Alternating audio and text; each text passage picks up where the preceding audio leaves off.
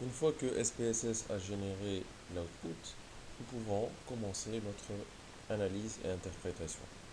Donc la première chose à faire, comme on a vu dans la partie conceptuelle, c'est de s'assurer dans l'étape 1 du potentiel de factorisation de la base de données. Ça veut dire qu'il faut s'assurer que les variables sur lesquelles on va travailler se prêtent bien et convenablement à une analyse factorielle. Donc la première chose à faire, c'est d'examiner le tableau de corrélation ou la matrice de corrélation. Donc le premier tableau qu'SPSS vous fournit, Correlation Matrix. Donc ici, il s'agit de recenser plusieurs coefficients de corrélation entre les variables sélectionnées supérieurs à 0,3. Donc ici, par exemple, on regarde la matrice de corrélation. Donc on voit qu'il y a plusieurs coefficients de corrélation supérieurs à 0,3. Par exemple, si je prends la variable ou l'item Pn1, je vois qu'il y a des corrélations supérieures à 0,3 avec les items Pn4, Pn6, Pn7, Pn9, Pn12, Pn13, Pn15, Pn17, Pn18. Donc ça, c'est pour juste prendre un exemple pour Pn1. Mais il faut regarder toute la matrice.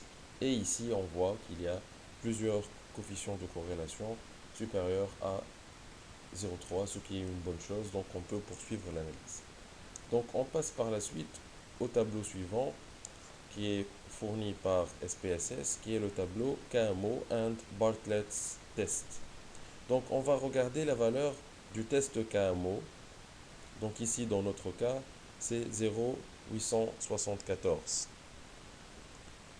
Donc dans notre cas ici, cette valeur est bonne. Donc on peut conclure que l'analyse factorielle est faisable et est appropriée.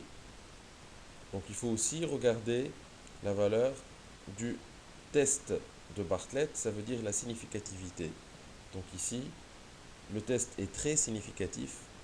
Donc on peut par conséquent dire que les données sont factorisables et on peut continuer l'analyse.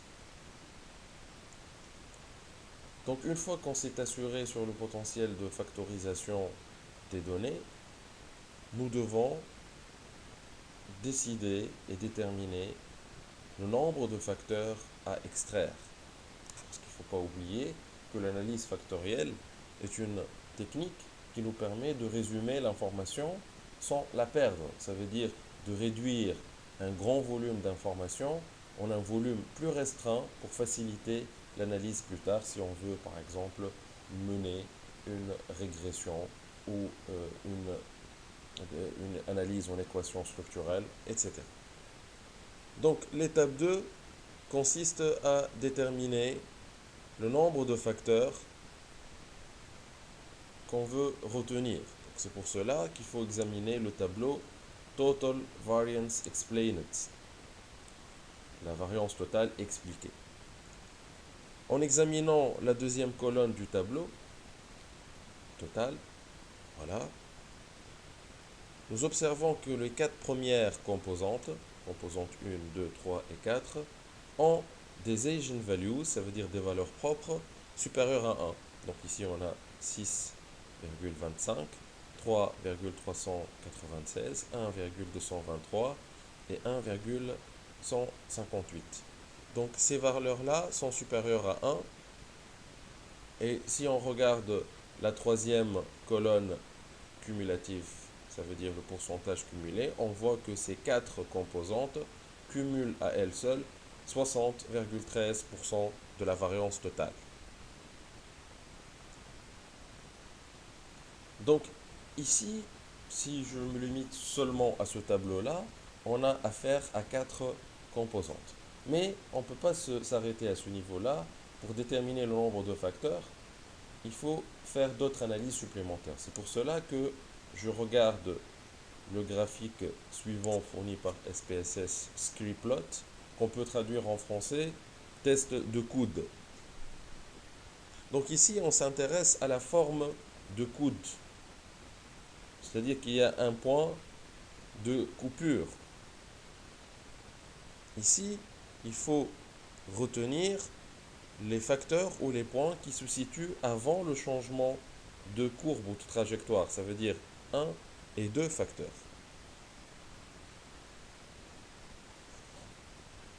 Donc ici, à partir du test de Coode, nous pouvons dire que a priori, il y a 2 facteurs qui sont importants et qu'on peut retenir éventuellement.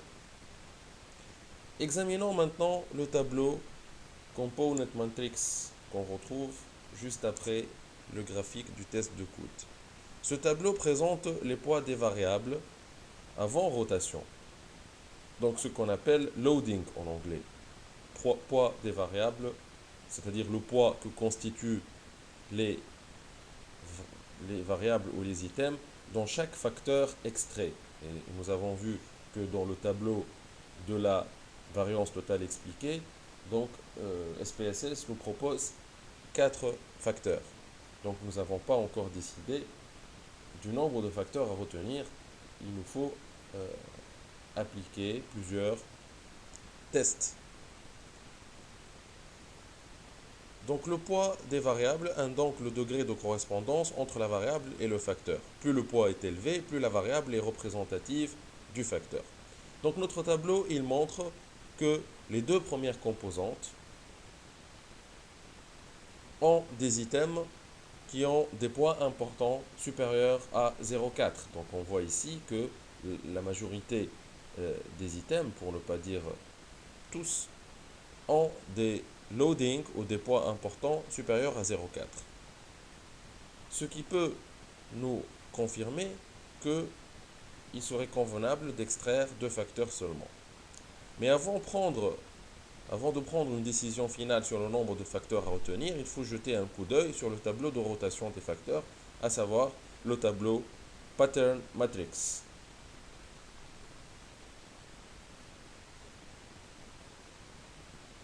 Donc ici, on a mené une rotation. La rotation, c'est la méthode de Direct Oblimin. D'accord? La rotation simplifie l'interprétation des facteurs et donc elle nous aide à déterminer le bon nombre de facteurs à retenir. Donc le tableau montre que pour les 4 facteurs, les items ayant un poids supérieur à 0,3 sont 10 variables ou items pour la composante 1, 4 items pour la composante 3, 2 items pour la composante 4 et 5 items pour la composante 2. Donc ici, et dans l'idéal, il faut retenir les facteurs qui possèdent au moins 3 items qui ont des loadings qui sont supérieurs à 0,3. Donc pour notre cas ici, il y a seulement 2 facteurs qui émergent, qui ont de nombreux items, ce qui conforte notre décision de retenir seulement 2 facteurs. Il faut maintenant revenir en arrière et donc demander une solution à 2 facteurs. Et donc nous devons revenir au logiciel SPSS et demander une rotation qui nous donne 2 facteurs seulement, puisqu'on a décidé qu'on va extraire 2 facteurs. Et cette manœuvre et cette manipulation va faciliter l'interprétation et l'appellation surtout des facteurs pour l'analyse supplémentaire qu'on entend mener.